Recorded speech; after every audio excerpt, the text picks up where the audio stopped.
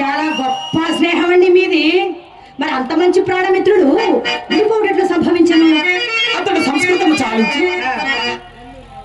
ఆంధ్రము చాలించి సంస్కృత పాఠశాలలో ప్రవేశించాను. మీరేం చేసినట్టు?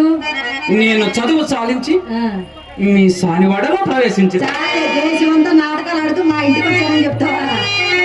అందువలన సంబంధము పూర్తిగా తెగిపోయి ఒకరినొకరు మర్చిపోవు వరకు వచ్చినది. క్రిందటి సంవత్సరం వాసుదేవమూర్తిగా వ్యాపారమంతా అతను వసూలు చేసినాడని తెలిసింది. అందులోకి నాకు ఈ మధ్య అతనే గట్టికి వచ్చుండేది. ఏం చేసేవారు? వచ్చిన ఎడల అరువు కొరకు వారిని వీరిని దేవరించి గుర్తుంచు. అతను ఎంత మంచివాడు, ఎంత ప్రీతితో మాట్లాడినాడు. ఎంత బాగా మాట్లాడాడు. ఏంటి? నా కష్ట సుఖములన్నీ అడిగినాడు, తన మంచి చెడ్డలన్నీ చెప్పినాడు. ఇంటికి తీసుకుని పోయి భోజనము చేసిన వరకు విడిచినాడు. ఆకలిగా ఉన్నామని గమనించి ఉంటాడు. అందులోకి బదులు మాట వెంటనే తలపెట్టుట భావ్యము కాదని తర్వాత వచ్చిందని చెప్పి చక్కా వచ్చింది. తర్వాత అంటే ఎప్పుడు వస్తామన్నారు? మరలా ఎప్పుడు వీళ్ళు చూసుకుని వెళ్తాను. వీళ్ళు చూసుకుని వెళ్తారా? రేపు వెళ్తాను. ఇదే మంచి అవకాశం. ఎలాగో రేపు వచ్చారని చెప్పి వచ్చాడు కావుగా ఆతని వినియోగించి ఆతని ఎచ్చడి తప్పించలేదు. ఏమిటి ఉపాయం? అసలే ఈ మధ్య పోలీసులు అడ్డ తిరుగుతున్నాడు. పోలీసు బుద్ధులని వంట పట్టింది. ఇప్పుడు నేను ఏమి చెప్పినా వింటాడో వినడో దాని మీద అనుమానం ఒకటి వచ్చింది మధ్యలో. ఏం చేయాలి చెప్పమా? ఏమిటో నేనే చెప్తా. నేను తెల్లబోలేదు, నల్లబోలేదు. ఏదో నా మనసులో ఒక చిన్ని కోరిక మీకు చెప్పాలా వద్దా అని అటు తిరిగి ఆలోచిస్తున్నాను. వింటారా?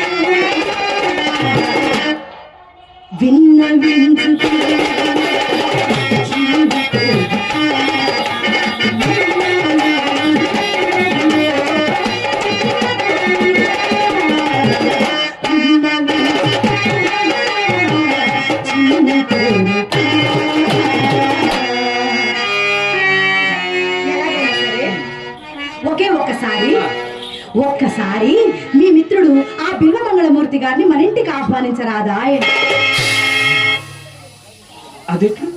అబ్బబ్బబ్బబ్బా, ఏమిటండి నోరు పుట్టి చెంబులా వెళ్ళబెట్టారు? నా నీతికి మాత్రం భంగం రానియనని మీరు నమ్మితే నాకు అంతే చాలు. ఆ సందేహం నాకెన్నడూ లేదు. కానీ ఇంకేమిటి? అతనిని ఇక్కడికి తీసుకుని రావటం మాత్రం అంత బలమైన కార్యం మాత్రం కాదు. ఎందుచేత? అతను మహాపండితుడు. వ్యాసుని కంటేనా?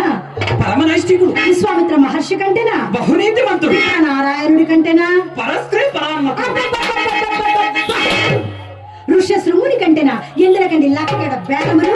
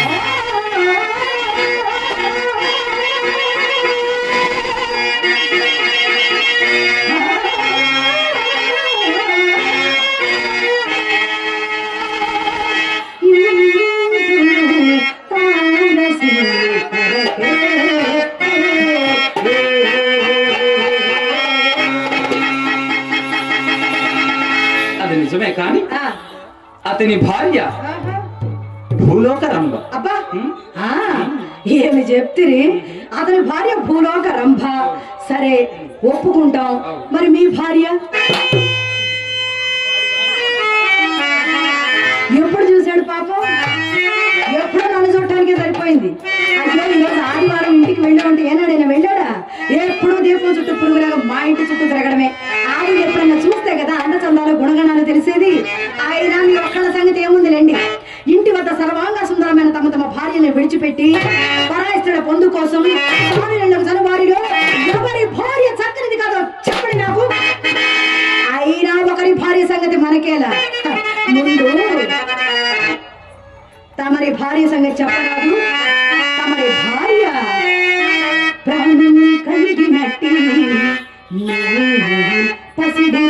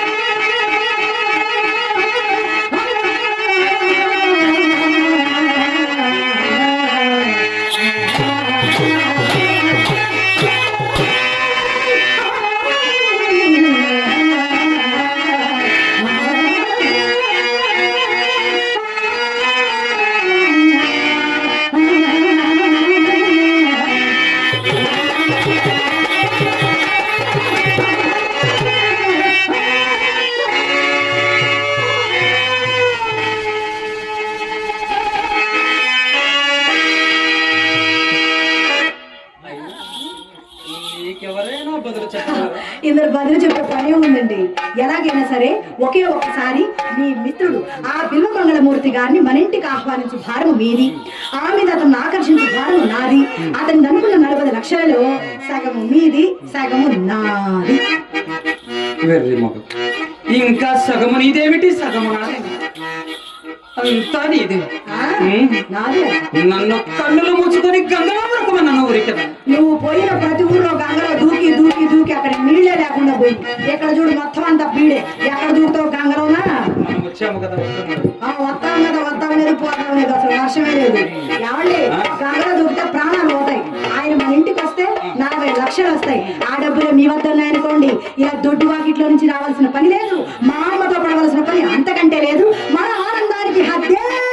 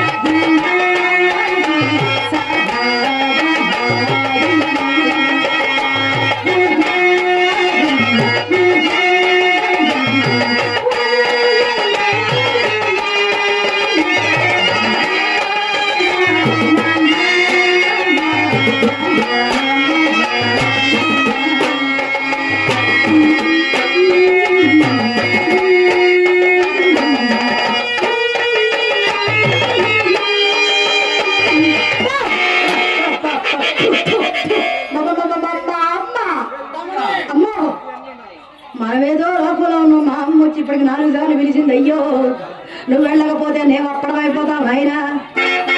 వెళ్ళవయ్యా, ఏదో ఒకటి చెప్పొస్తాను. నువ్వు వెళ్ళవు, నేనే పోతాను.